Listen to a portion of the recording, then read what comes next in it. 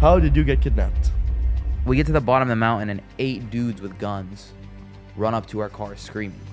Sometimes they're normal, they're friendly. Sometimes they flip. You came out like 10 times more famous, more jacked. You quit weed, you quit drinking. It really does change, how you see life. These guys, they worship Satan. They have these rags that they wear. It's like just a regular rag that is blessed by Shaitan. It makes them bulletproof. They offered to give us women. But do you think the girls there are like forced to be there? Maybe. I don't know if I really talked about it. Yeah, there was the second in charge fell asleep on the bed, and they were all walked out without him, and the gun was right there. Extended mag pistol. Could have taken it. Killed all 5 of them, but... There's a 1 million bounty for Lan Mo Sanju. Yeah. Are you trying to get that?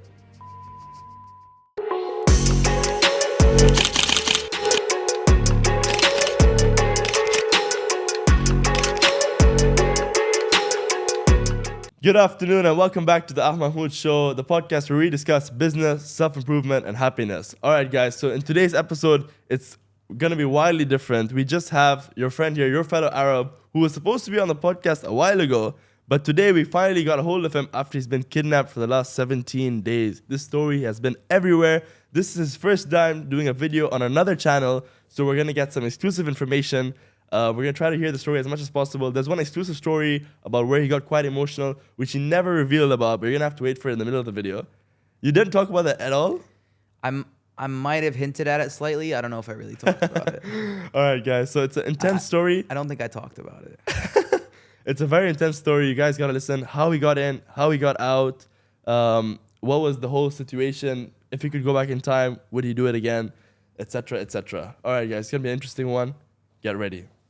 Bro, tell me, I want you to give us the whole story. Like, I've seen, look, you've done like a 3-hour video where you've explained the story in like every single detail.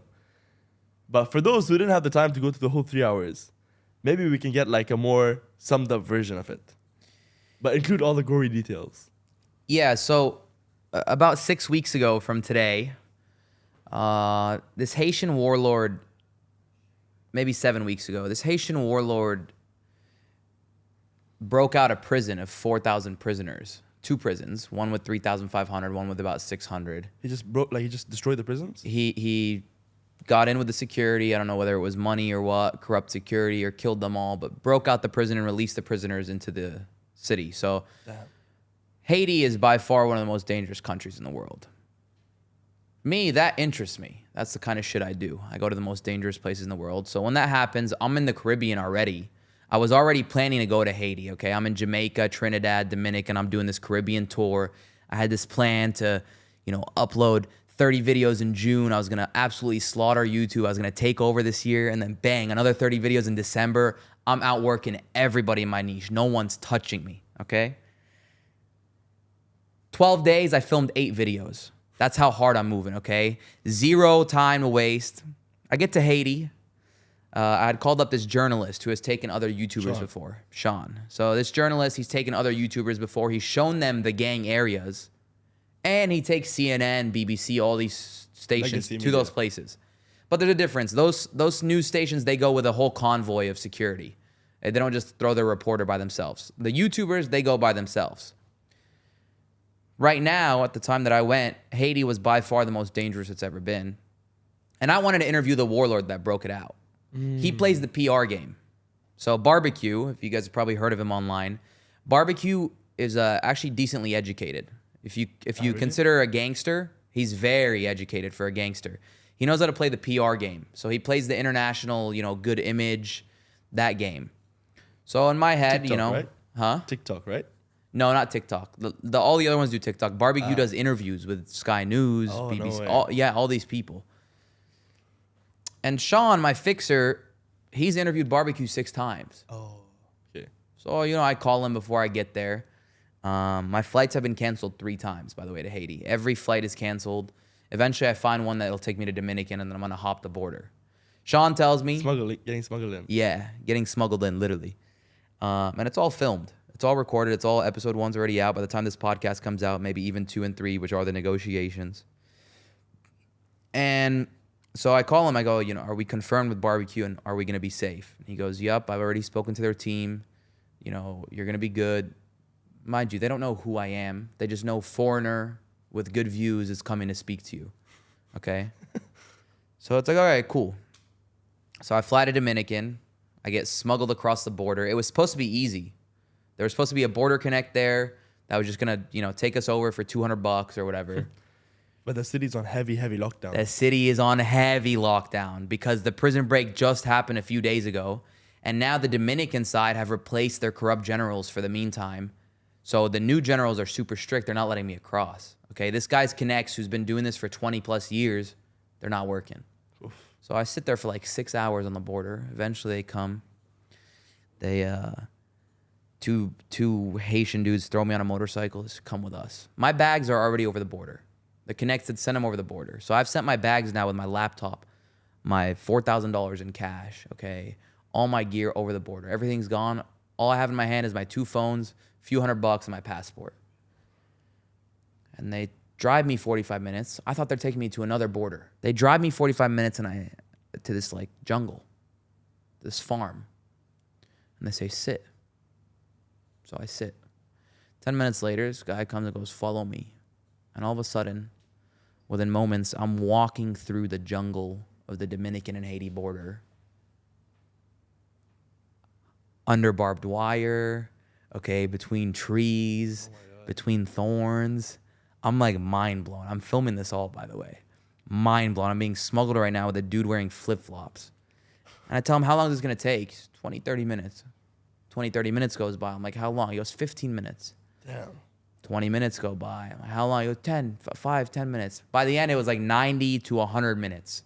How many of kilometers? me being smuggled. I don't know how many kilometers, but it was like up and down and through the forest. And when there was open field, we had to run. Oh my God. And like he would take a peek to make sure nobody was there. You know, we're going through people's farmland and shit. We went under like 8 barbed wire fences. And then we end up in Haiti. So, you know, I filmed the nice parts of Haiti. I don't like to just go and explore. I know I'm probably never going to go back to that place. So I don't like to just go and explore interviewing the gang guy. I mean, I am a travel YouTuber. The gang thing is like a side project. It adds a bit of fun to it, but I want to see the world. Yeah. So I see the nice parts, you know. And eventually we rent a car and we head to Port-au-Prince, which is the dangerous area. So, I mean, you hear that the country's under siege. It's not the whole country, right? It's the capital. There are safe spots in the country. It's just like any country that has war. You know, the Congo has a massacre going on. Yeah. Even Palestine, there's still safe areas that they're not bombing. Yeah. Right? So we drive 7 hours through this crazy, horrible roads, and we get there at like 10 in the morning. So we drive from 3 in the morning to 10 in the morning. And this group of police officers have a checkpoint at the top of the mountain that enters Port-au-Prince. So like, okay, this is cool. There's police here. We have safe passage. Sean has sent the license plate in the car to the guy. The issue is he didn't wait for the guy to respond. The guy said, send me your license plate. I'm going to send it through. He sends it, but he doesn't wait for us to get a response back. So we go through this police checkpoint. We drive down 5 minutes to the bottom, and I had footage of all this. Yeah. But they took my SD cards. Okay, I filmed the cops. Luckily we had a video of them on our phone. But like the whole ride, I filmed the entire ride. We stopped at the beautiful areas between. You know, I stopped at the mountain overviewing it, but the fucking rats, the kidnappers, stole my SD card.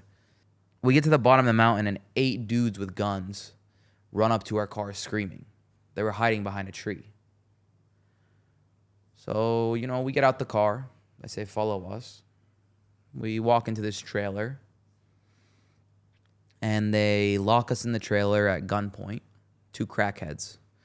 One sitting in the corner, he's holding a FAMAS, and one standing up holding a shotgun. And their fingers are on the trigger, and they're holding them to Sean. And I'm right next to him, and I'm like trying to move to the corner as much as I can in case they shoot the shotgun so I don't get hit with the pellets. 3.5 hours we're in that room. Sean's chatting with them regular. Sometimes they're normal, they're friendly. Sometimes they flip. The crack hits and they fucking start freaking out, you know. So 3.5 hours go by. Sean's getting phone calls from the guy who's guaranteeing us safe passage. Barbecue's friend. Barbecue speaker. Barbecue like speaker. Press secretary, basically. They're not letting us answer. So 3.5 hours go by, and then that's where the kidnapper, Lamont Saint-Just, the warlord. He comes up. The head of the gang 400? Yeah, 400 Mawozo. You know what it means? No. Their gang name means 400 idiots. And there are 400 of them? No, there's more than 400 of them. Really? But that's just their name, 400 idiots. FBI most wanted. Yeah. One of the FBI's most wanted fugitives.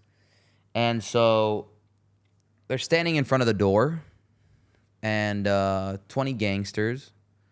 They got guns, and they're looking at us, and it's like they're smiling. It's like, okay, well, I've been in situations like this before. Not this intense, but in Brazil, I got taken to an alley. I had to talk my way out. And in other countries, I've had to talk my way out. I can At gunpoint? At gunpoint. In Brazil, yeah, at gunpoint. In Egypt, I had a gun held up to my head. Actually, both those videos, the Egypt and the Brazil one, I had to take off. The Brazil one, the gang requested the removal. Kindly requested. Humble request. And then the other one, the friend who took me requested the removal because it got too big. They were actually two of my most viral videos. And while they were going viral, I had to take them down. But they're on my website, Arab Uncut, where I store everything that YouTube doesn't allow or that I have to remove. Actually, super sick content on there. Just go take a little, look, a dig into it. So I've been in situations like this before. A lot of the time, showing them my previous work helps. So I pull up my Instagram. The service is pretty weak, but I can load like a photo or two. I have the Brazil photo pinned. Maybe the gangsters, yeah. You're trying to show that you're one of them? You're like, Yeah, look, exactly. I'm with some gangsters. Exactly, right? They take it as like, these aren't real gangsters. We're real gangsters. We're gonna show you what real gangsters are. They're like, this is social media. Exactly, they're just like, they're making fun of Brazilian gangsters. Like, this is Haiti, buddy. This is a different world. Yeah. But they are laughing and they do appreciate it. But at this point, I'm trying to just minimize damage. I'm not worried about cost. I'm worried, like, okay, if we are getting kidnapped, I need to show them that I'm, one, famous, for them not to fucking touch me, and two, hopefully we can talk our way out if I have enough, charisma here. Mm-hmm. So they take us to the side. They go to the side. They discuss what they're going to do with us. Not with us, separately. And then while they're there, the one guy, the second in charge, Tilapli, he starts telling me, Blanc, posé. I was like, what does that mean? It's like, posé, chilling.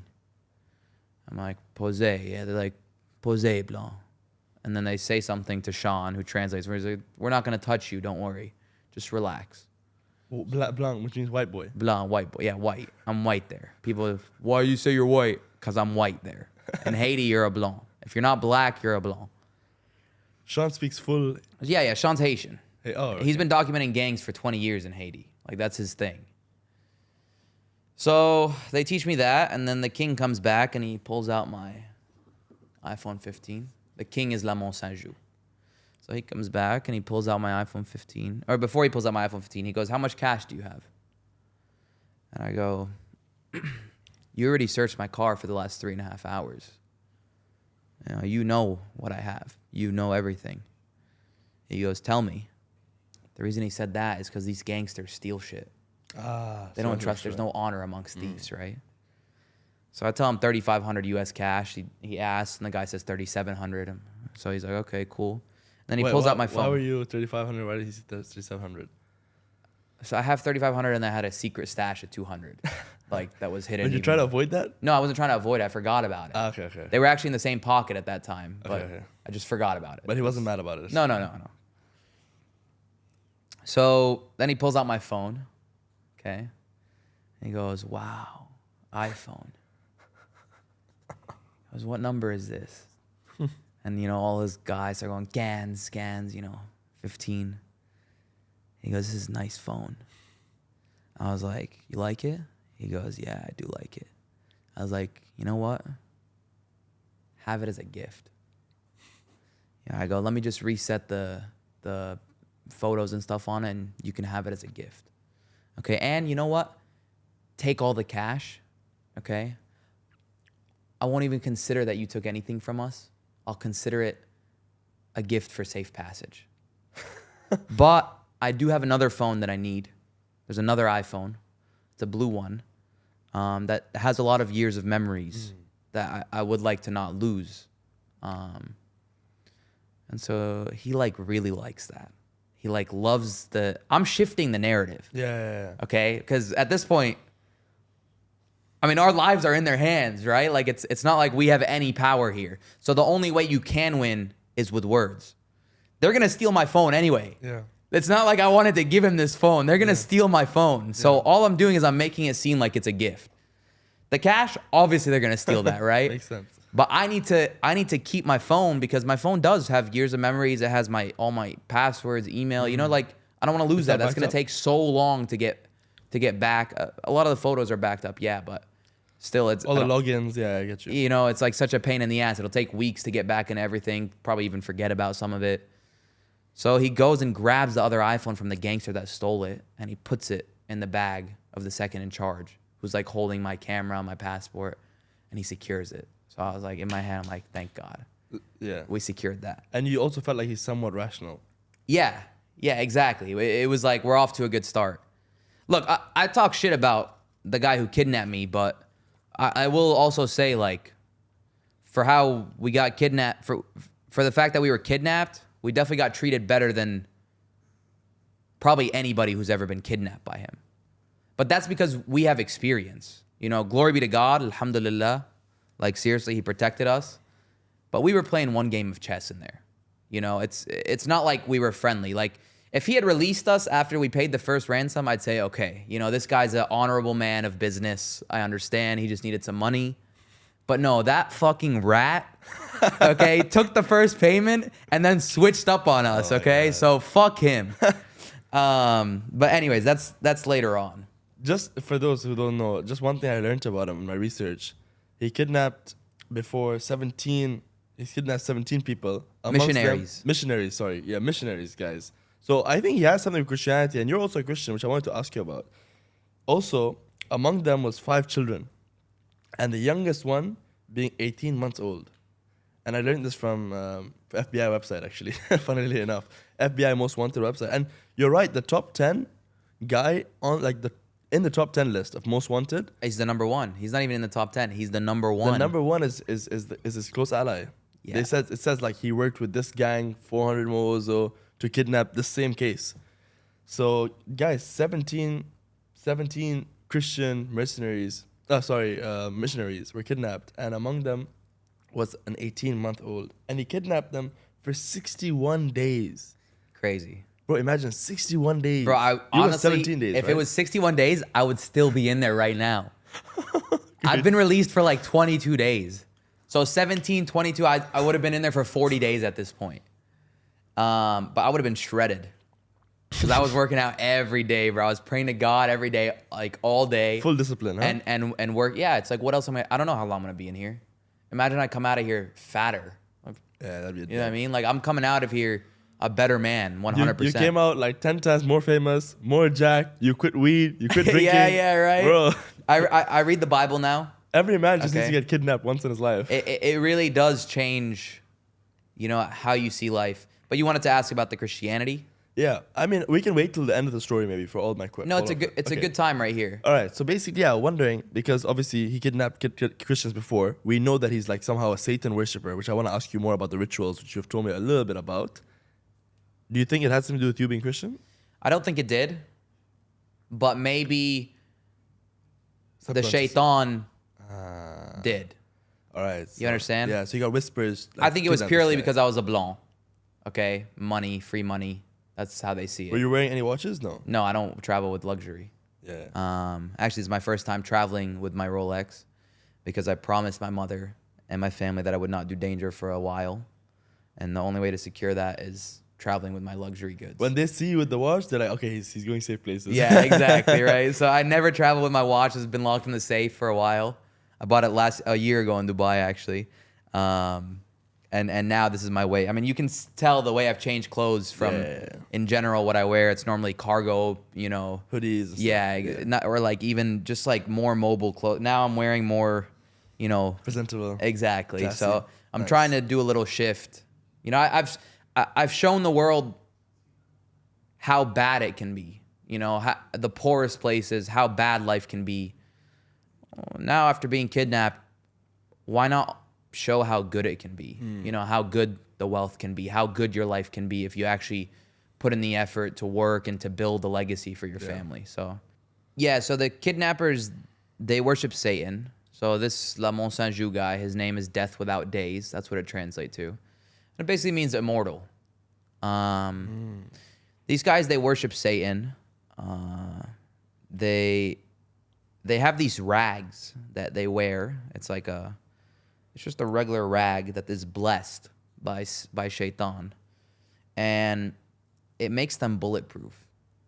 Now, I didn't see it with my own eyes, but they all speak about it. Police in Haiti speak about how these guys are unkillable. Okay. No way. Hear me out. There's contingencies to it, but one guy came up to us while we were in the cell and he showed us. He has this bullet wound on his heart. It's a big dent on his heart. And he's a bullet wound on the back of his head. Okay. It's literally 2 spots that you would get shot to be executed. And he grabs his rag and he kisses it and he thanks Satan. I believe it. We have in Islam also like black magic. It's a thing. Exactly. So you have it in Christianity? Yeah, we have voodoo, black magic. Yeah, it's right? based off of, Devil. perverted Catholicism, right? Yeah. The voodoo stuff. So yeah, and I believe it because I believe you can sell your soul to Satan. I believe a lot of these Hollywood pedophile elites, they do that. So, what's the difference between what they do versus what these guys do? You exchange it for something. You exchange what you can get in the next life for what you get in this life, right? So they're all chasing the same thing: money, power. Exactly. Fame. Now, I didn't see it with my own eyes, but here's the thing, right? If you walk up to the guy, he's standing right in front of you, you shoot him, he's gonna die. But when they're at war, and they're praying their voodoo spells, yeah, shit's gonna probably reflect off them. Yeah, it might sound crazy, but when you saw what I saw with my own eyes, it's not crazy anymore. Okay, I saw a zombie apocalypse. And some of the rituals which you were kind of explaining, insane. And God protected us inside.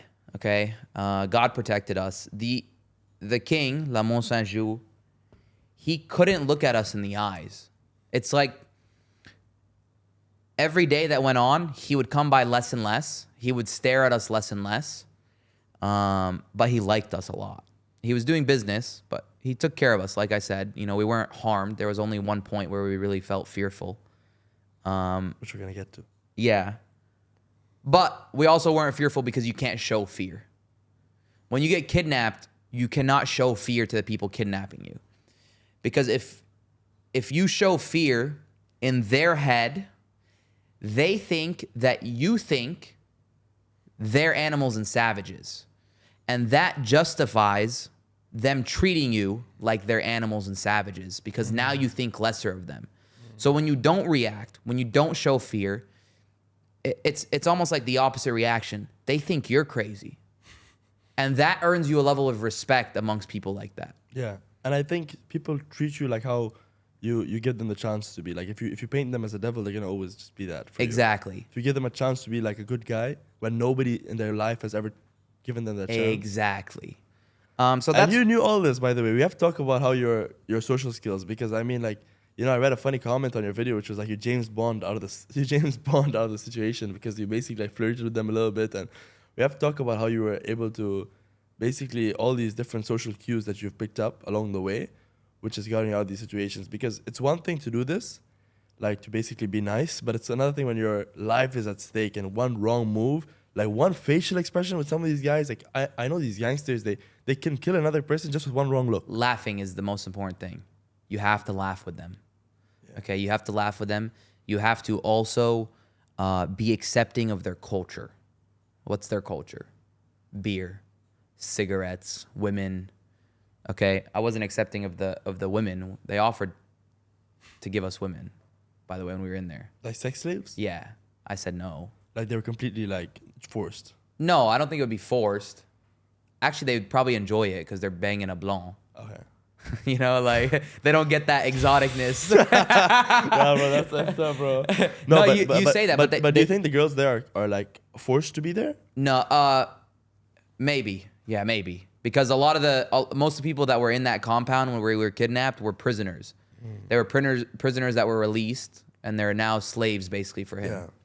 But then I guess some of them also, they like the fact that he's so powerful. He's the king. So. Of course, right? There's a mix of it all, but there's always the, you got to follow the law. And it's even that, what's that syndrome when you fall in love with your... Stockholm. Yeah, Stockholm. Yeah. Did that happen to you?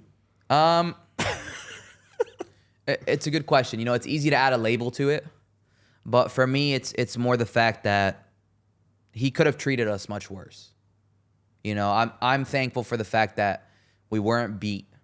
We weren't hurt. We were given a decent food. Most people that are kidnapped are treated much worse. Now, I don't want to say that it's him who did that because it was God. God was fighting Shaitan. That's what that was. And that goes back to the point where he would come to us and he wouldn't even look us in the eyes. It's like he couldn't stare at us and he couldn't spend time around us because we were weakening him. Because our faith was so strong, okay? So yeah, let's go back to the story, I guess. So which day were we talking about? That's day one. All We're right, still day on. one, yeah. The first day we got kidnapped. Yeah, so they teach me Lamont Saint-Jou, which is his name. You didn't know much about him before you got kidnapped? I didn't know anything about him. I didn't know who the fuck this guy was. Oh, you should have gone there to meet him also. I I'm thought going to meet barbecue. I'm getting the fuck out the country, bro. I got other videos to record. After Haiti, I'm off to London. Okay, I'm off to meet Sneeko in Dubai. When Sneeko was here that time in Dubai, I was supposed to be here with him. But he did the podcast, guys. Yeah, I was supposed to be here with him. So I have shit to do. Like I was driven. I'm recording 2 videos every 4 or 5 days, like even more. I'm recording 5 videos a week. I'm going ham, right? So you had no idea who the guy who kidnapped you was? Dog, I had no idea who he was. I had no idea. In the he's videos, that you talk about powerful. him in such a way that I thought, like, before going in, you had done research on, like... No, because I learned while there. I had 17 days to learn. What about that most wanted guy? Did you see him? Vita Lome? Yeah. No. And thank God I didn't, because that guy's That fucking guy's a killer, straight up. ruthless. I mean, you could tell by the photo. Yeah. That guy's like, you could tell in the photo, my guy likes the clout. Yeah. That guy doesn't even fuck about the clout. That guy's just straight business, ruthless. Murdered an American citizen the year before. You know what I mean? No, kidnapped 2, murdered 1 in the process. I don't know if I would have been able to talk my way out of that guy. That guy's like a pure psychopath. Bro, I'm telling you, the kidnapping happened for a reason. The Lord does not give you a cross which you cannot bear, is what we say in Christianity. Which means he doesn't put things on your plate that you can't handle. And I think that kidnapping was to check my ego. I talk about how I can talk my way out of all these places, how I'm good at it, how I built a skill set. And I have through experience, but none of that comes without God, right? I mean, I should be dead with the places that I've been. And so God kidnapped me for a reason. That sounds crazy, I know. There's going to be the people outside that are watching. They're going to say, this guy's a freak, No, I think it makes sense.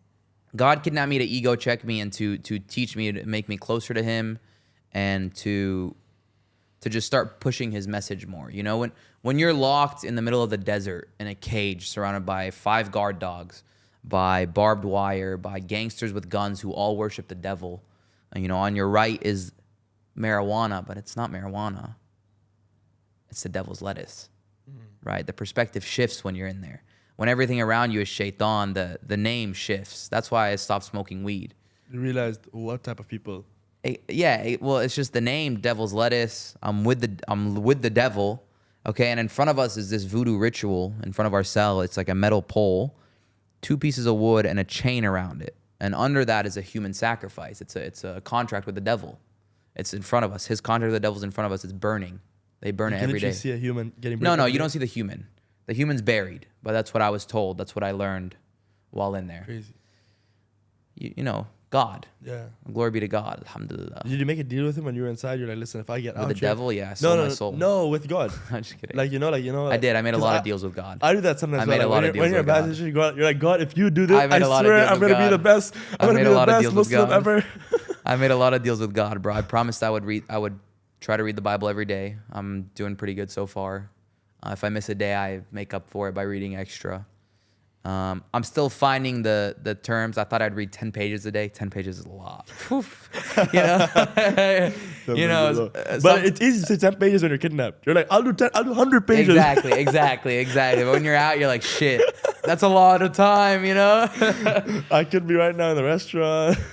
And so But I do at least, one page left and right, and then I try for more. Today I read 5 in the morning. So, So yeah, sorry. and even like, girlfriends that I had prior, I promised that I would, ones that don't offer me anything for my future, for my children, that it's just fun. It's pure shaitan. Yeah, degeneracy. So even that, I let go of most of them, and a lot of promises were made. So that I would start pushing his message more too. So now when I go to Europe, I'll be going to cathedrals, etc. You have a lot of Muslim viewers, right? Yeah.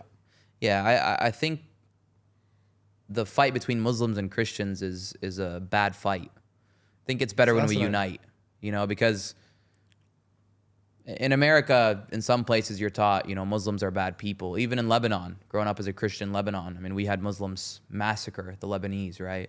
But then you come to a place like Dubai, completely surrounded by great Muslims. You worship Allah, and you try to be a good person. I worship Allah, and I try to be a good person. Yeah. So I don't think there needs to be that fight between Christians and Muslims. There's so many people trying to, divide us, and no, you're a kafir, you're a heretic. Like, I get that so many times that, I worship a false prophet. Brother, I'm worshiping God. Yeah. I'm worshiping Allah, and I'm trying to be a good person, and I think that's what matters at the end of the day. You can interpret whatever literal translations you want or whatever, and be extreme on them, sure, but I believe we work best when we work together. Yeah, I agree with you. I think we're both from in Islam we have something called Ahl al-Kitab, which is people of the book, and you're part of the people of the book, we're part of the people of the book, and they're trying to divide us. They're trying to pin us against each other, divide and conquer. It's the most simple strategy, and we're falling for it. Exactly. It's so easy to fall for it. Yeah, and we spoke a bit off camera. I mean, we can talk more about it maybe later after the kidnapping story. But I think that the similarities are a lot. I mean, at the end of the day, we're worshiping the same person, but you worship like two versions of him as well, which we don't follow. Yeah. But it's still, as in you worship the creator of Jesus. Yeah. And we worship the creator Jesus. of Jesus. Jesus. I mean, it'll be a long debate if we're gonna get no. into the divinity of Jesus, etc. Right? Better to keep it for a different time. Yeah. Just due to the interest of time. Yeah. But go ahead, ask what else you. Yeah. So basically, first day, I remember you said they pulled out a dog, and you're shit scared of dogs. I've seen you around dogs before. It's in your videos, and then this time you said they had brought out the most ruthless dog, and you petted that dog. Bro, I'm holding a cigar in my hand. I think they had given me the cigars by then, but this is the first night we're sitting in the shack there, but we're about to call my brother. For the first time. For the first time, and so they're giving me. They're like, "What do you want? You smoke cigarettes?" I'm like, "No, I don't smoke cigarettes, but if you have cigars," or I said I only smoke cigars. And like, we have cigars, so they get me 2 cigars. They give me. They have beer, so they're handing me beer. I'm drinking all of it, okay? I'd quit alcohol for 7 months, not for religious reasons, just for health reasons, but I'm banging out beers, okay? 1 beer, they're like, have another one. 2 beers, anything they're giving me, I'm drinking. Food, they cook food, eggs and these bananas, and I eat it. And you're like, wow, it's amazing. King grabs it, feeds me it with his fork. I'm still fucking eating that, okay? You bet your ass. Yeah. I'm doing what I can to please these guys. And this is not I don't know why this is such a hard concept for people to grasp who watch it. It's probably because you can't educate idiots, right? But even since the beginning of time, even I'm pretty sure in the scriptures, you hear of slaves being entertainment slaves. I'm a prisoner there. I will entertain them. I mean, that's what I need to do. You know what I mean? That's not a foreign concept. But did you think if you made them like you too much, they wouldn't want you to go in a way? No. They enjoy your company too much? No, because they want the money. At the end of the day, they want money. So there was a point where I stopped talking as much because I felt like I was speaking too much, and maybe they think I'm too smart, and then they wouldn't let me go. So. But they brought that. So I have a cigar in hand. I'm drinking beers. He brings his biggest dog. Sits it right in front of me. I have a video of this. It's gonna be in the video. Sits his biggest dog in front of me. Okay. I'm scared shitless of dogs. I pet that bitch. No fear. Okay, I pet that bitch. Yeah. Glory be to God. Made me fearless while I was in there. But yeah, it was and he time. loved it, bro. Like I'm telling you, I'm entertaining this guy. I'm by far the most entertaining prisoner he's ever had. By day three, they had they woke me up at 1 a.m. It was Saturday, so we got kidnapped on Thursday, Friday, Saturday at 1 a.m. going into Sunday. They're doing this voodoo rah-rah. It's like a dance. They never invited you to these dances and these satanic worship? They never let us out our cell, except for this day and the first day. I 17 tried. So 17 days in the cell. In the cell. Damn. They promised that when we had paid the ransom, they would let me film. They would let me go film him doing voodoo with his snake. They would let me film the prison that they broke out. And they would let me do an interview with him. None of that. All went out the window. Rats. Because that would have been sick. Yeah. Would have made the money back so easily. You know, had the sickest series ever. Yeah, but would you even trust them, bro, to take you to that again? Like, bro, like you want to just get the hell out there. At that point, yeah. I mean, I thought we had built a good, a decent connection. Me, yeah, because I'm a content creator, bro. Like, I didn't go through all this hell to not get the fucking footage. Yeah, true. You know what I mean? But you did get footage. You even filmed the prison cell which you're in. Like, I can't believe he has a small jail in his house like that. Yeah. Literally, he has a jail in his house. Yeah, He has a dungeon. You were in his dungeon. I got footage because I snuck it, right? Because I knew that they might not give me it. I mean, if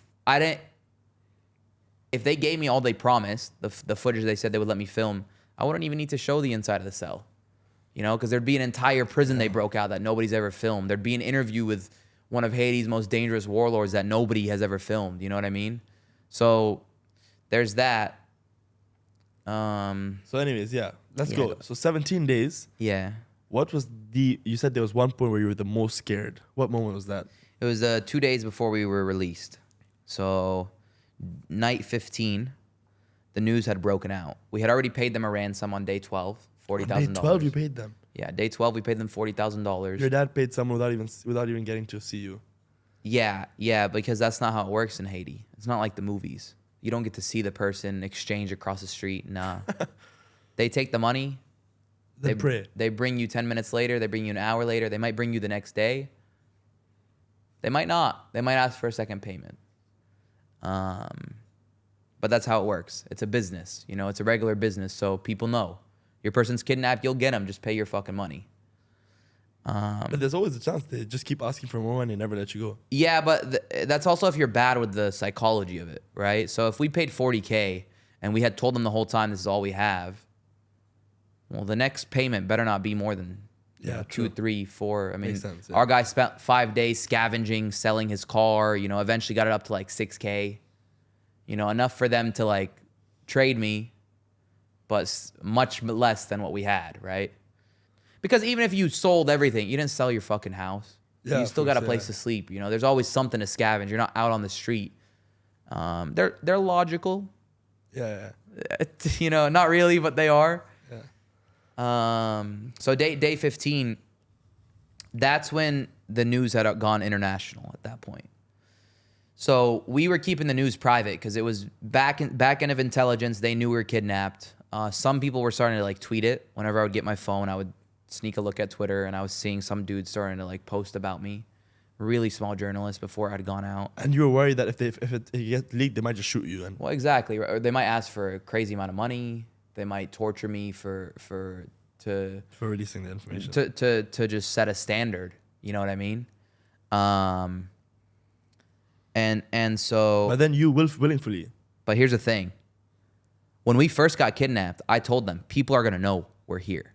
It's only a matter of time before word gets out. So I set that standard from day one. Said, I'm famous. He's a journalist. They know we're coming to interview barbecue. I just want you to know, like, when you take us, to not be upset when the word does get out. So I laid those ground rules from day one. And so day 15, after they let us use our phones to call our parents, and that's kind of when we had also sent all the texts. I texted Sneeko to release the news, pretend he got it from an article. That way it couldn't be pinned back to us. But how did you feel at that point it was safe to release the news? The news started releasing in Haiti. Okay. So that morning of, he had come and showed us on the Rizal, which is social media. He had come and showed us that it was starting to come out on the Rizal at 8 in the morning. He said the king doesn't like this. He's not happy. And it's some like small independent journalist who made a TikTok with like 2,000 views. Okay, I don't know how the fuck he saw it. But then at 3 p.m., 7 hours later, they came and showed us another one. The second in charge came back and he showed us another video. And it was another Haitian journalist. And it was the exact story that happened to us. So that got out on the news because our negotiator put it out on the news. He slid some journalists some cash. And he said, fuck it. If they've taken the ransom, they're not going to release you. Let's add pressure. And so when it started doing that, Sean, the guy kidnapped with me, he felt, I mean, he knows these guys. He's been around them for 20 years. He felt they were getting nervous. So we both agreed. Has he met Lamu Sanju before, Sean? No. He felt they were getting nervous. So we agree that we're going to send it international. Now the blame can't come back to us. It's already started going viral in Haiti. By his own people. You know what I mean? Haitians. So we get the phone. I text Sneeko to speak about it. I saw that he was live. I text Sneeko to speak about it. I text two of my friends with news channels, Yassine and Mikey. And I text my little brother that he must have been scared shitless though. Bro, this is the night we were scared shitless. This is the night where it's like either we die or we're being let out. We live, yeah. Okay, so it's like you got to take the risk. Life though. or death. You know what I mean? You got to take the risk. So Sean, his phone's already spammed by journalists because they're hearing about it. So they're not direct, but like BBC's message him, CNN's message him, like, hey, how are you? You know, they're not direct, but he knows they're asking because status update. Yeah, they don't fucking text him, you know. So all of them at the same time, they know what's up. So he tells them, they send it international. He sends it international that way. Bro, within 5 minutes of me texting Sneeko, that shit's viral. Every Twitter page has picked it up, okay? It's Puberty posted it. Within 20 minutes of me texting Sneeko, it had at least 5 million views. Rap posted it. Fucking all the Twitter pages were posting it, okay? It's going crazy. My little brother posted it. Every, streamer's responding to it. And the guy, the kidnapper's translator, so Lamont Sanju wouldn't come to us anymore. It was one guy who speaks English. He would speak to us. His translator was always with him when you were there. What do you mean? The translator, he always had a translator with him. So you would always be able to speak to him through the translator. Yeah, but he wouldn't really, bro, he was nice actually. Some days, like day 7, he came and he gave us some pig that he cooked for us. I don't eat pork, but I ate pork then because you don't deny the king. The translator gave you the pork? No, the king by himself. Walked in by himself. I'm telling you, he liked us. He felt very trusty around us. When he would barbecue or do something for the village, he would come bring us.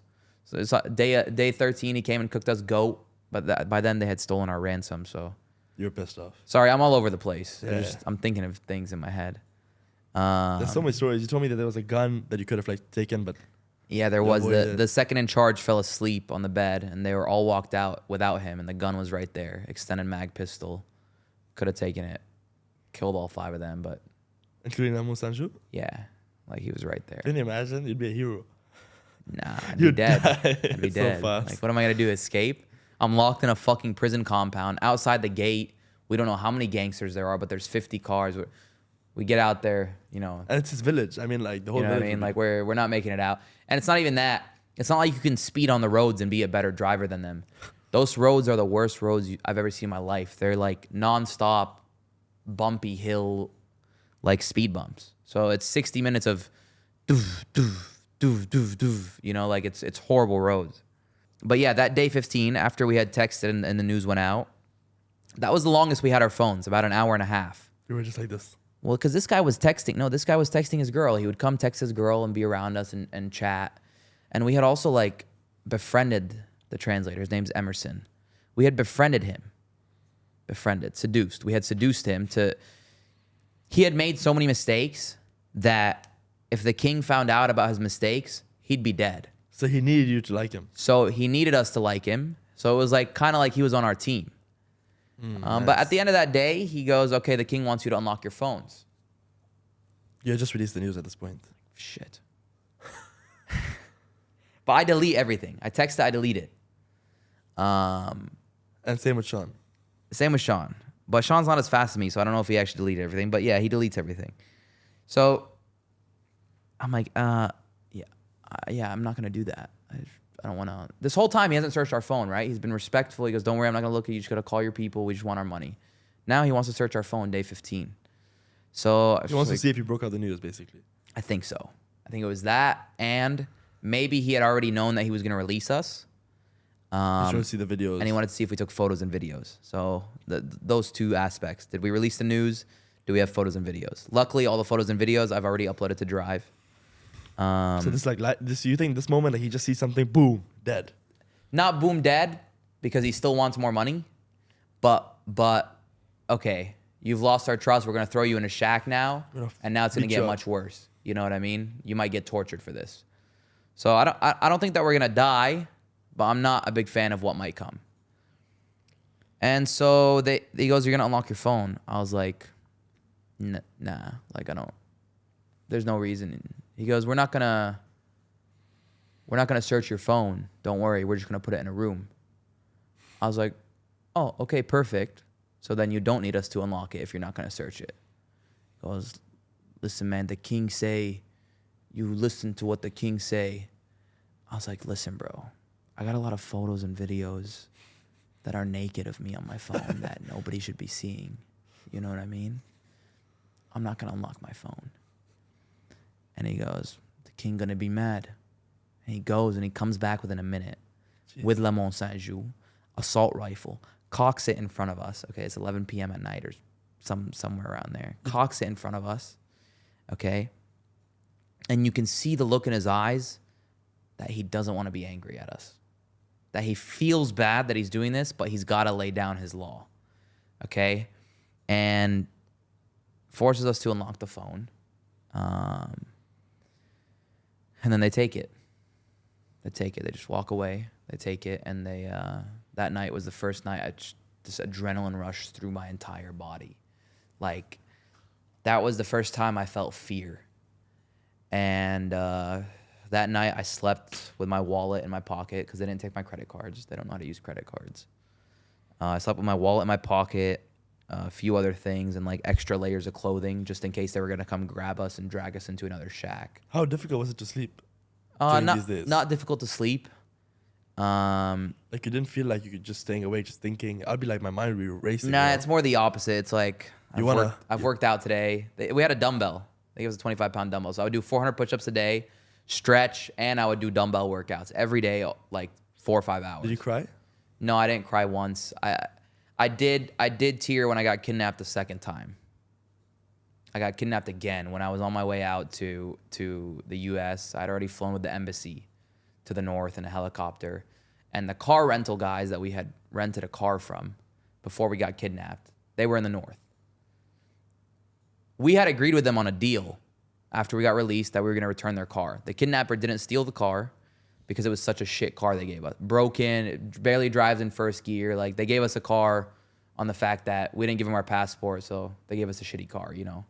And they knew you were going to, like, you told them, like, I'm just going to visit them. We didn't mention where we were going, but the king, the Le Mont Saint-Just didn't steal our car because it was so shit. And so when we got out, first thing we did is call the car guys. Hey, you know, sorry, like, we were kidnapped. They all know. They've seen the news. We agreed to return them the car and pay them a certain amount of money. They had set that up. When I got to the north and they saw me in the airport, they walk up to me and they go, machine la. I'm like, oh, these guys are talking about the car. Like, my father taught me not to steal. Let me make sure they're good. I thought they had already fixed everything. Let me make sure they're good. I'm about to board my plane to go to Miami. Okay, I'm finally getting out of this shithole, okay? One person, I get a translator who's also evacuating with me, like another person going to America, and he's trying to help me translate. The guy doesn't want to speak. He's just like kind of screaming.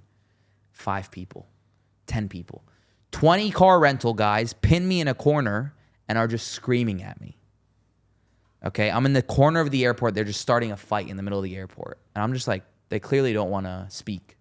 You know, they're trying to pull something right now. So police comes and takes me to the jail. And I have one of the mothers whose son is a fan. They were evacuating too. She comes and helps to try to translate. I have a federal agent next to me who's also helping board the plane. Who took you from the helicopter. Exactly. They were still with you? Huh? They were still with you? Yeah, because we're all boarding the plane. Together, Helicopter yeah. to the north, plane to Miami. And the squad that came to save you was gonna go with you to Miami. Yeah, they work on the ground there. They help evacuate, so they work on the ground there. But federal agents next to me, and 30, 45 minutes of them just yelling. They're trying Federal to. agents armed? I don't know, maybe. But it doesn't matter.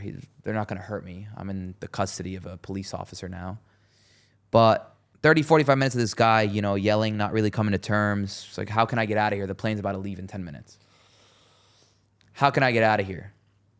The lady who's helping me translate, she goes, you just got to pay him what he wants. That's the only way you're getting out of here. I said, how much does he want? $2,000. I said, okay, I'll pay him $2,000 right now. He was okay, shit, that was easy. $4,500. I said, okay, I will pay that right now. 6,000, 10,000. At that point, it was clear this dude's trying to extort me for a car that isn't worth even $1,000. It's this piece of shithole car, okay? Because I'm the blonde that just got kidnapped. They know I paid $40K. I'm the most famous man in the country. $40K there is a lot of money. A lot of money. So he's trying to extort me for as much money as he can. And he's going to fucking win because I'm in his country. I don't know anybody in this place. I'm in his country. So he's just trying to go as high as possible. I have no internet. I have internet worldwide, but in Haiti I had no internet. It didn't work. And so my hotspot's about to leave with these federal agents because they have to go on board the plane. But they weren't gonna stay with you and make sure you get out safely? No, they have to go board. They have to go to everybody else. Like, it's my fault technically, right? Like, for some reason they got me here. They stayed with me until they couldn't. They gave me a contact, but anyways, they got to go back on the plane. And so Sean is with you, or you're alone? No. Sean's back in Port-au-Prince. I'm solo right now. I thought I was home, bro. I thought I already made it home. You know what I mean? Like, It's done. and here I am, no longer gonna make my flight. So I post a video calling the country a shithole, and never to come to Haiti and whatever. And in my mind, I'm not gonna have internet for the next I don't know how many hours. Nobody's gonna know where I am, okay, or to get in contact with my family. I text them like I'm getting jailed. It's fucking April Fool's that day. It's April 1st, so like they're not gonna believe it, right? They're gonna think I'm fucking with them. This story completely like it should be a joke. Wait, okay, we gotta leave soon. This story like sounds fake, right? I'm getting kidnapped again, and so I post that video because in my head this is gonna go the most viral. I've got all eyes in the world on me. Bang! I post it. I think it was live. 7 police officers show up before, like, not because I posted it, but 7 police officers show up to take me to the jail. 6 or 7 SDPJ. Shout out to those guys. But at the moment, I thought, fuck, I'm gonna die. I didn't think I'm gonna have to pay this guy. I thought, fuck, I'm literally gonna die. Because what I didn't tell you in this story is that when we got kidnapped by La Mont Saint-Just, it was the checkpoint of police officers at the top of the mountain that set us up. They let them know we're coming down, and they set us up. It was fake police officers. So in my head, Police officers in this country are the worst. are the worst, okay? They're all corrupt. They all work with the gangs. These guys look similar to them, except they're more armed. I'm fucked. And I broke. That's the first time I broke. And I just tears rolled down my eyes, and I thought of my mother. That's why. Because Now my you have mother, no contact, like bro, my mother had just gone through 20 days of pure suffering because I'm kidnapped. And I was about to be home. Like, she was about to relax. We're all about to relax. celebrating. And now we're fucked again. And you're alone this time. I'm alone, bro. And You're just tears. And so some Because you tears, told me you said you cheered up, but now you're like, I was tears rolled down. And then when they put me in the car, one dude starts like, or I asked him like, can I, well, I pull my camera out first. And I asked him like, it's cool if I film? And they're like, yeah. Because they're all messed up. So I'm like, why am I upset? Let's make the best of this. That's what I do. You know, I make the best out of every situation. So I pull out the camera and I'm like, this is a fucking sick shot. I'm in the car right now with 6 SWAT officers, okay, fully armed. And I just start vlogging. Okay, I just start vlogging. I'm like, we're making another video. And so One of them also pulls out his video. He's Snapchatting blond kidnappé. You know, like he's bragging to his Snapchat viewers that he's with the blonde that got kidnapped. And you know, we made some good footage out of it. Made another vlog out of being kidnapped twice. And then thank God, you know, I have a family that's well connected and successful. Because my brother reached out to a few people, you know, reached out and eventually met somebody who can help in that city. And, you know, they did help. They did help. And shout out to Haiti. You know, Haiti has great people.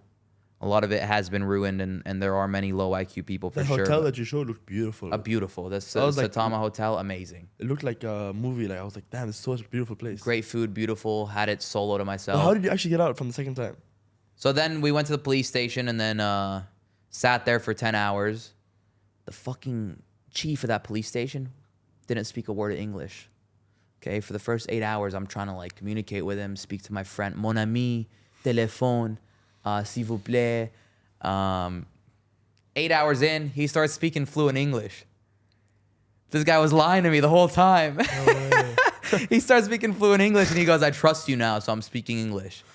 But, you know, we basically wait. I slept with them in their barracks with the SWAT guys. They took my phone. They didn't let me film in there just for safety precautions. The SWAT guys are which country? I don't get it. They're American? Who? The SWAT guys? No. Haitian, SDPG. That's like the one non-corrupt police in Haiti, apparently. So I slept with them in their room with their guns right next to them and shit. You know, cracked some jokes. I mean, these guys are like, bro, these are SWAT teams. Like, they sleep with each other for 3.5 days. You know, they're brothers. Bro, even middle of the night, they start a fight with each other. They're pushing each other. I'm like, right. But like friendly. It's guys being guys, roughhousing. It was cool. It was a cool time. I drank some alcohol with them. They gave me this like crazy strong alcohol. I was able to film that. They let me pull my phone out the next morning because they were all taking photos with me and shit. Shout out to SDPG. Merci parce que on prend soin nous bien. And then we went to the judge, and the judge, my brother's friend, had called, and then Court case. No, the judge had solved the case. You know, pay the guy $3K. The guy was upset. You can see him when we shake hands. He's visibly upset. Like the fact that he couldn't scam me for 10 to 15K. He's just a rental guy. He's a fucking, I was about to rip a slur, freak. Fuck him. One of the worst people I've ever met in my life. Piece of shit. Scammer. But Worse than the kidnapper. He's worse than the kidnapper. That guy who did that to me is worse than the kidnapper because he does it legally. He pretends like he's a good person because he does it legally. You know, he's a piece of shit. Worse than my kidnapper for sure. He called the police on you and then... Rat. And so, you know, we agreed, paid the guy $3K, and then went and slept in a hotel until the next embassy flight out.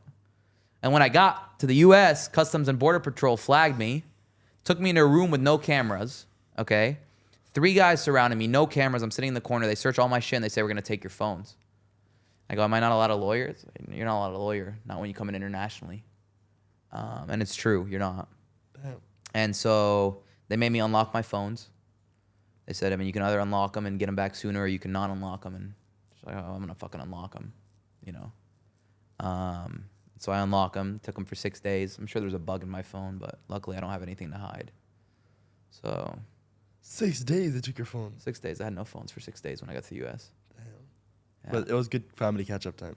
Great family catch-up time. I love my family. Spent a lot of time around my family. How was the first moment? Like, they began to pick you up from the airport? Yeah, my dad picked me up from the airport with my uncle and my brother. And they brought me cookies. I asked them for Toll House cookies, my favorite cookies in the world. So, how was that feeling at first seeing that? It was great. It was great. Honestly, my dad was like kind of stoked about this whole thing. As bad as he felt when I was in there, he's like, my son's a beast. He can handle this. You're you know, so like, proud. Yeah, exactly. He's like, he knows how to talk to them. He's going to be able to laugh with them. It's amazing what positivity and humor can do. And I get that from my dad. You know, the lack of confrontation, of fighting, and being able to speak your way out of any situation. I get that from my dad. And my dad and my uncle, they were loving it, bro. A little too much where they're, you know, giving too much personal info out on Lebanese news. But like my uncle would take videos that I would send to the family chat, and he would send it to new. How the fuck is this on Akhbar in Lebanon, bro? Like nobody has seen this but my family. He was sitting there bragging, you know, that's my nephew. Like, check out this. And then I get home and, you know, my mom hugs me, starts bawling her eyes out, touches me everywhere. You know, it's like, did they touch you? I can't believe this is actually you. Are you okay? I'm like, yeah. You know, she touches me everywhere. She's like, are you sure they didn't touch you? I'm like, yeah, Mom, they didn't hurt me at all. She goes, I don't believe it. Are you actually? Like a few, you know, just hugs me. And then the next morning, when we're solo, when nobody's there anymore, my mom comes up to me in the kitchen while I'm eating some fruit. She goes, "عم تكذب علي? Are you lying to me?" And I go, about what? She goes, The experience. they didn't touch you? I go, no, Mom, they didn't touch me. Look. She goes, ما تكذب. Don't lie. I go, Mom, are you asking if they raped me? And she goes, yes. I go, no, Mom, they didn't rape me. She goes, حلوف. It's like, swear. Like, Mom, they didn't rape me. I swear they didn't rape me. It's a good place to, that's the end of the story, really. Damn, bro. Insane, huh? Do you have any biggest, like, regret? No. The only regret I have actually is not taking the SD card from Sean. So we had snuck some footage while inside. He has a GoPro, and they didn't search his bag really, and he had a small black GoPro in his black bag because it was just some clothes he had for 2 days. I had a big bag. So they didn't search his, and we snuck a GoPro. Day 1, day 3, and day 5, we have footage from inside. I filmed everything. I filmed the cell like close up, all the little things they've looted. I snuck a shot of the outside. He was supposed to give it to me. I thought we were cool. I mean, I just saved this motherfucker's life. He got me kidnapped. My family saved him. He fucking took the footage. Is that giving it back to you? He says he's scared for his safety, so it's like, I'm not going to blame him. He's still in Haiti. I noticed a lot. Oh, he's still in Haiti? He's still in Haiti. He lives in Haiti. So, like, I can't be mad at him as much as I am addicted to footage and content. Don't get me wrong. But, like, I also offered him a crazy amount of money for it. Enough to be able to fly your family to the safety, which he wants, and put them in a house in safety, which he specifically asked for. But he just dubbed me, so. Damn. Crazy. And huh? I'm trying to get him to the U.S. through the FBI. I'm actively participating to help this guy get out. But I heard that your brother in a video said that he was at one point offered to be released, and he said he's going to wait with you. That's BS. So he did say he was going to wait with me, and I thanked him for that when I heard it, and he told me, listen, bro, I don't know if they were going to kill me if I went by myself. Like, He'd rather have stayed with the best famous chance guy. of survival, you know what I mean? Yeah, Like, I'll be with the famous guy. So like, yeah, he's a fixer, so he wasn't going to leave me anyway, because, you know, he's a good fixer. He is the best fixer in Haiti. And I will say that about him, even though we did get kidnapped. I'm just salty about the footage. Because we had such a good time. My family did everything they needed to get us out of there. And I want that. It's 4.5 minutes of footage from inside, bro. Like, but it's the 4.5 minutes. I filmed the shower. That I filmed would the put soap all the we rumors, used, bro. It'll put all the rumors to rest. But I did. I snuck a video at 30 seconds off my phone. So it's enough to work with, but it's not as high quality. It'll get the job done. Yeah, I saw in the trailer the footage of the jail. Yeah, no. I have inside. I filmed the shower. I filmed the toilet. But like, It's fine, it is the 4.5 minutes. I filmed everything well. Okay. But shout out to Sean. Glory be to God. You know, for being kidnapped for 17 days together, there's only so much you can like someone, right? So we did a decent job at living together. We fought a lot of times, bro. Yeah? We fought a lot of times. There were a lot of times he would think I'm a child, you know. And he would tell What's me the age difference between you guys? wisdom. He'd say, wisdom, you need wisdom. He just thought he You're was 25. preaching How from the old is word he? of God. He's 43. Oh, she's an old guy. Yeah. But he's black. Black don't crack. Yeah. So, Hard to tell. Yeah, 41 maybe. But we fought a lot. There were a lot of times where I had to even yell at him. Like, listen, if you're going to be talking to me with this disrespect, I'm not even going to reply to you, okay? We are stuck in this. Sometimes he would shift on me. These gangsters told me that the reason we're kidnapped is because you speak too much. I was speaking to them last night. I'm like, are you retarded? Like he joined their side. Are you retarded? I'm the only one on your side. You know what I mean? He wanted to be one of them. We were kidnapped because I'm white. Okay? Stop listening to what they're saying. I'm making sure that we don't get hurt. Like, yeah, I do talk. But like, I talk to make sure we're not hurt. We are the only ones that have been kidnapped by this motherfucker who are not hurt. But no, shout out to Sean. Like I said, I'm just salty over the footage. Glory be to God. I get it. Trust me, I get it. But it's interesting. Yeah, it's just part of the reality that happened. Did you guys have to sleep on the same bed or like was there room? No, there were 2 couches there and there was a bed. I slept on the bed the first 5 days. But the bed had bed bugs, so my back started being all red. I think there's still some bumps on my back. I need some salt water. But I noticed there was bed bugs, so then we hopped on the couches. There was one couch that was like a pull-out couch, a lazy boy that like goes back. He slept on that, and then I slept on the other couch. And they would give us mosquito repellent, stuff like that. It was, And the toilet situation, like you guys would share a toilet? yeah, so we tossed like a box. We tossed a box of alcohol because we had unlimited alcohol in that room. That's where you used to do your business? What do you mean? In the box? No. There was a toilet, but it was very disgusting. So we put a box so that I could squat at the same level as it, and then we just squat over the toilet, and then. But disgusting, like. It was disgusting, but managed it cleanly. Oh, really? Yeah, as clean as you can. Yeah, because that's like the prisoner bathroom. Yeah, exactly. Yeah. Crazy. Never touch the seat. There's a 1 million bounty for Lanmo Sanju. Yeah. Are you trying to get that? No, I would That's never. a good question, though. No, I would never speak to anybody about any of the details that went on inside.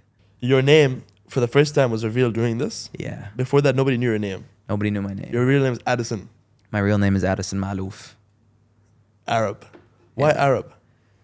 And how did you get the username? 2 questions. Yeah, in high school, I was the class clown, and they all had Twitter. They all had their names on it. I wanted a cool handle, so when I did it, it was like your fellow Arab, like that. It was a funny your fellow Arab in the high school that I was in. They And I loved guess it. it's Lebanon or America? American high school. So for their Arabs are like. I mean, yeah, I got called a terrorist in high school all Yeah. the time. It was the jokes that they So were. you cracking leaned me. into it. Exactly, I leaned into it. And how'd you get the Instagram username? I know people. Okay. Yeah. Yeah. Did you buy it? No, I would never purchase an Instagram username. That is against terms of service. Nice. All right, man. Just last question about when you were inside. The day they got the money, you told me that the person your dad gave the money to, you thought he stole the money, right? The $40,000, the ransom. Yeah, we did. But then finally he released it to Lamo Sanju. No. Did you see Lamo Sanju get the money? No, we didn't. They're not gonna show us the money. But we had met a random Lebanese dude, and Lebanese people and Syrians and Egyptians and Haiti are scammers. A lot of them are scammers. So we had met a random Lebanese dude who, my family's supposed to get the money, to give the money to, and then or he's gonna pay, and then they're gonna give him money. And when he gave the $40K, and we were on the call and we were asking him like, what happened? Why'd you give the money without us seeing us? He basically said like, fuck the $40K. I don't want to deal with this. I was trying to help you guys, and like, now this is all trying to blow over. Like, just keep it. Don't even pay me. What we had thought in our head is like, what if this guy's trying to pretend he gave money, then give another $40K, and then he's gonna ask my dad for 80. You get what I'm saying? No. So as if he was gonna like, he stole the first one, because we hadn't paid him yet. And then he's just say Lamo Sanju wants another 40K. Exactly. And then he would give him 40, and then he would take 40. Yeah. You know what I'm saying? So that popped up in our head because we don't know this guy. It's unlimited possibilities. You know what I mean? There's unlimited possibilities, and we have to go through them all. But thank God for a negotiator, because he's a very nice. I mean, he skipped evacuating out of the country to save me. Damn. So God bless. Shout out to T. So you got the 40K, but then how did you actually get how did he let you go? When the news came out, Barbecue's name started getting attached to it. Barbecue, Worldwide News was saying Barbecue kidnapped me. You. And Barbecue plays the PR game. So he didn't want that. So he called them up. He goes, listen, like, I wasn't going to do anything before, but now you got to release this prisoner. And then he was like, nah, I'm not going to do it. He goes, you don't understand. You've dragged my name into this now. I've said no kidnapping. You've dragged my name into it. People think I kidnapped him. I will go to war with you if you don't release him. So then, the whole thing played out. But at this point, they already got their 40K, so they should have been happy. Yeah, but they're kidnappers. They're rats. Yeah. There's no honor amongst thieves. And you learn that when you're amongst thieves. There's no honor amongst thieves. And who knows when the next time they're going to get a famous white American again. Right. Right. All the way in Haiti. Never. Probably never by until Never. now after your situation. And you never got to interact with Barbecue after that? Barbecue invited us when we got out to his house. He called Sean on the phone. We went and bought him a cake. We bought him cigarettes. We bought him alcohol. And we were going with gifts. He was supposed to send us a police car to escort us. Police car was off duty, and it was busy that day. So we were going to have to drive through the territory of another gang leader named Cham Hichon, which means angry dog, I think, mad dog. he's untrustworthy. If he tells you, yeah, we'll let you through, he might not let you through. So we didn't want to risk it again. I was down. That would have been the fucking best finisher. Okay? Finally meet the guy. Still met barbecue, right? Nah, the issue was my mom. She's crying. No, I didn't tell her I was going, but our negotiator said, go, you'll be fine. But if I do get kidnapped again, I'll be fine. Mentally, I'll be fine. Even let's say they gotta fucking do some shit, I'm mentally ready for it, right? Cut off a finger? But I don't want it to happen, but like, I know the risks when I do these things. But my mom, she'd have a heart attack if I got kidnapped again. Imagine I get out, I get kidnapped. My mom's, she's gonna die. So, like, if that happened, she would have died. So I really, my mom is what's holds me back. She's a rock. Yeah. Insane, bro. What a story, man. I would have loved to meet barbecue, bro. Imagine that finisher. You still have contact with him? I'm trying to get an interview on Zoom right now, but he's at war currently. Oh, really? Yeah, he's currently pillaging some villages. I'm not even kidding. Like, literally yesterday I got a text. He's keen. He's interested. But Yeah. he's currently pillaging some villages. And if he invites you back, you'll not go. Impossible. To Haiti? Yeah. No way. No way. Not after this, especially after this video. No After way after these videos. videos. After these videos, I'm making fun of all these gangsters. I got pictures of their face inside. Yeah, and Lamo Sanju, no contact either. No, he gave us his phone number. Not me, but he gave it to Sean. And a few of the other gangsters gave us their numbers, but Lamo Sanju said, call us when you're safe. So we did. When we got to safety, we called him. He said, you know. Look, he was a nice guy. All things said and done, you what do you think about him? All things said and done, if he was in Dubai right now, I would have dinner with him and I would laugh about it. Really? Yeah, I would. Bro, he kidnapped you for 17 days. I know, but he'd never hurt me. But he took $40,000 from you. For I no get reason. it. I get it, but like, He didn't when- deserve the $40,000. no, he didn't. He didn't. And it is over, but come on, to not be able to entertain that conversation. I mean, let's say you're under contract with someone, okay, and they steal 40K from you. Would you not have dinner with them and have a conversation? Fair enough, You know what I I guess, mean? yeah. Like laughing to him about the fact how we outplayed him afterwards. Come on, that'd be Yeah. so fun. Take him to a nice fine dinner, you know, like a $500 steak. Be like, brother, this is what you know. This is real. And plus, he's made you so much more. Like, in terms of all the videos and stuff. In the long run, it probably will. Yeah, it'll make more than he took, thankfully. So if you I was could- hoping he didn't end up keeping it at like 200K, because if it was 200K, It'd be then very tough. I would have to make a movie out of Haiti. Netflix documentary. No, yeah, with all the footage. Yeah. Whereas because it's not, I can do 4 episodes, just do what I normally do, you know, raking from that. Yeah, and like, if you could go back in time, would you do the same thing and go through everything? Probably, right? Yeah, I would. I wouldn't undo it. Yeah. If you could go back in time, you'd step inside that car. Step inside what car? The car that The barbecue? To meet barbecue? No. The car that you first the fake police that took you to meet him. If let's say you knew that you were about to get kidnapped and you just No, they didn't take us to meet him. It was just a checkpoint. Yeah, And sorry. They walkie-talkied them. The fake police. They'd put you in the car at gunpoint for 3 hours. If I could go back in time, what I would do is I would take my SD card out of my camera before they kidnapped me. But you still go on the whole journey. Yeah. But if your parents are watching this, you're gonna be like, "Fuck you, man." Nah, my dad would agree. Yeah, your dad would agree. Yeah. My brother would also agree, probably. Yeah. I mean, he got a killer podcast. Killer podcast. But the comments didn't do him justice, bro. The comments were pissed off at him. Comments are retards, bro. Like, they don't know it's my brother. They don't know it's our first time talking. They latch on to one thing. Mob mentality. They see people agreeing with them. They want to be agreeable. Yeah. That's the thing about this world, bro. They want to be agreeable. You know? And they love to see brothers I'm fight. getting cooked right now on Twitter. About what? I posted about gaming becoming super like LGBT. I'm getting hard cooked on Twitter. And he started as a gamer. Yeah, but I got private DMs. They're also in support. You know what I mean? I'm preaching the message that I want to preach. I'm not upset by it. There's too much shaitan in this world. There's too much Satanism being pushed. And they try to say that religion is hateful when you push boundaries. There needs to be boundaries. You know, the issue with the USA is there's no boundaries. If you're a streamer and you're promoting God, you're getting so much shit for it, like Sneeko does, right? Yeah. Oh, you're fake, promoting this, whatever, Yeah. blah, blah, blah. If you're a streamer and you're promoting gambling, good for you, man. If you're a streamer and you're promoting OnlyFans, good for you, man. True. You know, if you're doing porn and degeneracy and partying, like that's all accepted now. That's cool. That's cool. Respected. That's yeah. cool. Dye your hair pink, chop your penis off. I'm not about it, you know. And I have a platform, and I've seen enough of the world with my eyes to know that the U.S. is currently falling. You know, they're putting too much stuff in our food. It's all chemicals. I come to Dubai because it's the best quality food I can find in the world. That's why I come to Dubai. Fresh. You know, I love my people here, but the food, I go to any restaurant and it's top quality. You know, it feels natural. It feels good. Clean. You have energy after. Exactly, bro. In the U.S., I eat food, I'm destroyed. So.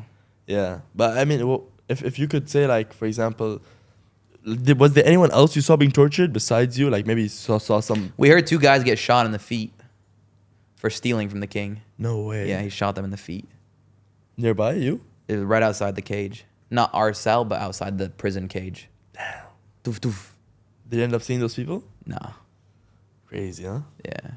Yeah, because he doesn't have to kill you. He can just shoot your feet. Like, he can do that to you at any point. Yeah, that's what I was worried about. I don't want to get shot in no foot.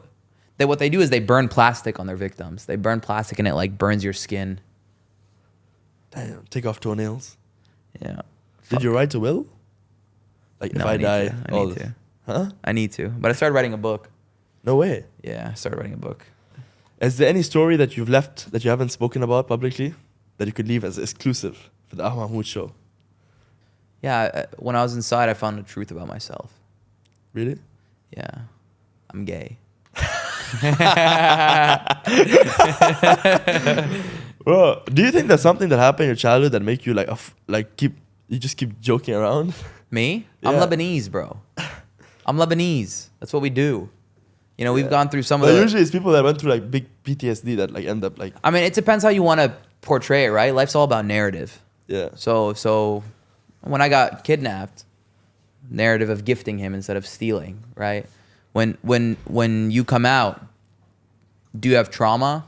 I don't call it trauma. I call it experience, right? I can speak about these things now that nobody else can. Did you think Sean would touch you? Would touch me? Inside. What do you mean? Inside the prison. Like, did I think that? Yeah. No. But it's He's a good guy. You call it PTSD. I just call it life experience. Yeah, makes sense. Right. I think we have too many labels in the West now. ADHD, PTSD, like. It's just life. Shut the fuck up. It's just life. You know, you have a different life than I have. Get over it. Ups and downs. Move on. I mean, everyone goes through some. There is no reason Test. locked in that room for 17 days that I should be depressed the whole time. I have the choice mentally to be positive, to work out, to better my life, you know, or I could just sit on the fucking couch all day, every day. And are you going to pay your dad back the 40K? Nah, they don't want it. They're just happy to have their son back. Yeah. Yeah. Fair enough. All right, man. Take care. It was a pleasure having this conversation. Thank you guys so much for watching. I'm going to leave all Arab's links down below. Arab Uncut. You're going to see all the most exclusive stuff there first. Arab Uncut, that's where I put everything that YouTube doesn't allow, right? YouTube hits me with demonetizations, 18 plus, because I document some of the most real shit in the world. So if you want to see that, Arab Uncut, 70 plus videos, okay? Hour plus long of some of the most dangerous and real parts in the world. Facts. You guys should get into it. Check out his Twitter. Check out his Instagram. Check out his YouTube. He's going to be doing a lot of my style videos. I've been taking him around to meet some billionaires. So, I mean, at the end of the day, like, before you were showing stuff that were exclusive that no one could see, and you're still going to be showing stuff that's exclusive that no one really sees. Plus, a lot of the gangs which you're filming now, they work for the people you're going to meet next, the billionaires. True shit. Just getting higher on the food chain. All right, guys, take care. Thank you for watching. Leave a like, subscribe, comment. I'll be reading the comments. Take care. Peace.